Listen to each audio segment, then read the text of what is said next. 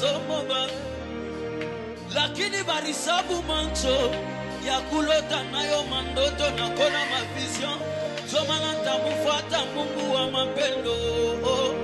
Bantu bapa dunia banafundaka na macho na masikio. Sasa bie Benjamin lwangu minafundaka paka na masikio. Bile Mungu anantikaka kutablo yake ne bisomaka na masikio. Baba takufata milwa balosi baribamba manto barona sema to mwisho ya mambo yote. Melakini kubiri kuyanto mwanzo ya mambo. Ukukome ya mini kwa na mausuni tuya kukosa manto. Benzangu kumasomo bengine mumakazi miye paka kunibamba kumukono. Wananyambia sema Benjamin usirie tena.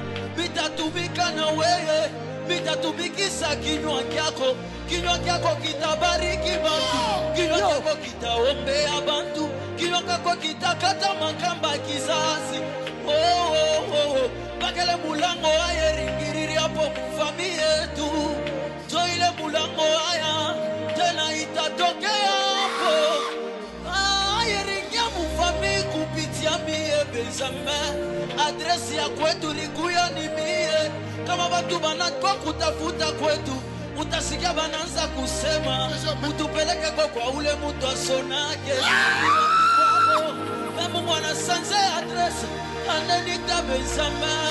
Bananza kunita na mi frere na mimi na kwa konsidere. Zamani kama nikuna sema karibu na bantu. Bantu baranza kufunga kupua. Wengine baranza kusikia bunyia ya kutofuata karibu na mie. Yesu aneninawisa mali. Yesu anenipakala mafuta. Aneniparfume, anenifuika